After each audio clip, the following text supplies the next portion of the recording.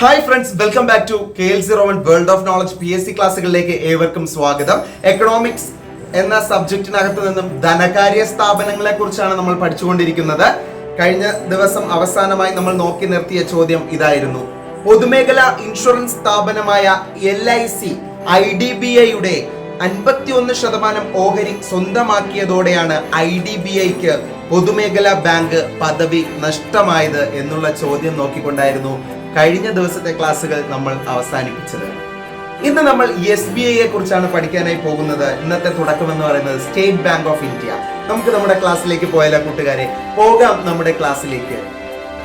ഇന്ത്യയിലെ ഏറ്റവും വലിയ വാണിജ്യ ബാങ്കാണ് സ്റ്റേറ്റ് ബാങ്ക് ഓഫ് ഇന്ത്യ അല്ലെങ്കിൽ SBI എന്ന് പറയുന്നത്. ഇന്ത്യയിലെ ഏറ്റവും വലിയ വാണിജ്യ ബാങ്കാണ് SBI. സ്റ്റേറ്റ് ബാങ്ക് ഓഫ് ഇന്ത്യയുടെ പഴയ പേര് ഇംപീരിയൽ ബാങ്ക് ഓഫ് ഇന്ത്യ എന്നായിരുന്നു. എത്ര കൂട്ടുകാർക്ക് അറിയാം സ്റ്റേറ്റ് ബാങ്ക് ഓഫ് ഇന്ത്യയുടെ പഴയ പേര് ഇംപീരിയൽ ബാങ്ക് ഓഫ് ഇന്ത്യ എന്നാണ്?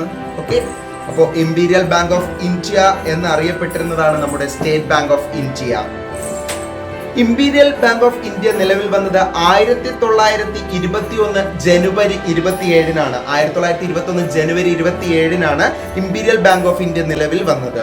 ഇംപീരിയൽ ബാങ്കിന് ആ പേര് നിർദ്ദേശിച്ചത് JM കെയ്ൻസ് ആണ്. ഇംപീരിയൽ ബാങ്ക് എന്ന പേര് നിർദ്ദേശിച്ചത് JM Keynes. Imperial bank state bank of India എന്നായത് 1955 ജൂലൈ 1-നാണ് കേട്ടോ. ഇന്ത്യയിലെ ആദ്യത്തെ ഒഴുകുന്ന ATM സ്ഥാപിച്ചത് സ്റ്റേറ്റ് ബാങ്ക് ഓഫ് ഇന്ത്യയാണ്. 2004-ലാണ്. ഇന്ത്യയിലെ ആദ്യത്തെ ഒഴുകുന്ന ATM സ്ഥാപിച്ചത് 2004-ൽ സ്റ്റേറ്റ് ബാങ്ക് ഓഫ് ഇന്ത്യ. കൊച്ചിക്കും വൈപ്പിനും ഇടയിലാണ്. PSC നിരന്തരം ചോദിച്ചുകൊണ്ടിരിക്കുന്ന ചോദ്യമാണിത്. ഇസ്രായേലിലെ ശാഖ തുടങ്ങിയ ആദ്യ ഇന്ത്യൻ ബാങ്കാണ് സ്റ്റേറ്റ് ബാങ്ക് ഓഫ് ഇന്ത്യ. ഇസ്രായേലിൽ ശാഖ തുടങ്ങിയ, ഇസ്രായേലിൽ ബ്രാഞ്ച് തുടങ്ങിയ ആദ്യത്തെ ഇന്ത്യൻ ബാങ്കും സ്റ്റേറ്റ് ബാങ്ക് ഓഫ് ഇന്ത്യയാണ്. Recent asked question. 1921-ൽ നിലവിൽ വന്ന ഇംപീരിയൽ ബാങ്ക് ഓഫ് ഇന്ത്യയുടെ ഇപ്പോഴത്തെ പേര് state bank of India. State bank of India. SBIയുടെ സ്ഥാപക ചെയർമാനായ മലയാളിയാണ് ഡോക്ടർ ജോൺ മത്തായി.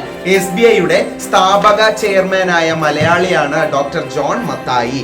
SBIയുടെ ആദ്യ വനിതാ ചെയർപേഴ്സൺ അരുന്ധതി ഭട്ടാചാര്യ. SBIയുടെ ആദ്യത്തെ വനിതാ ചെയർപേഴ്സൺ അരുന്ധതി ഭട്ടാചാര്യ. SBIയുടെ പുതിയ ചെയർമാനാണ് ദിനേശ് കുമാർ ഖാര. അപ്പൊ നിലവിലെ ചെയർമാൻ ആരാണെന്നുള്ള ചോദ്യം നമുക്ക് നോക്കാം. SBIയുടെ നിലവിലെ ചെയർമാൻ ആരാണ്? SBIയുടെ നിലവിലെ ചെയർമാനാണ് ദിനേശ് കുമാർ ഖാര.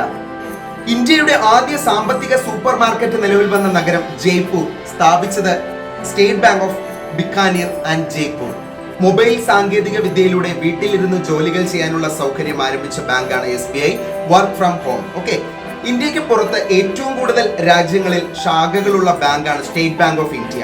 കേരളത്തിൽ ഏറ്റവും കൂടുതൽ ശാഖകളുള്ള പൊതുമേഖലാ വാണിജ്യ ബാങ്കാണ് SBI. കേരളത്തിൽ ഏറ്റവും കൂടുതൽ ശാഖകളുള്ള പൊതുമേഖലാ വാണിജ്യ ബാങ്കാണ് SBI. ചൈനയുടെ ദേശീയ നൂതന പേയ്മെന്റ് സംവിധാനവുമായി ലിങ്ക് ചെയ്ത ആദ്യ ഇന്ത്യൻ ബാങ്കാണ് സ്റ്റേറ്റ് ബാങ്ക് ഓഫ് ഇന്ത്യ.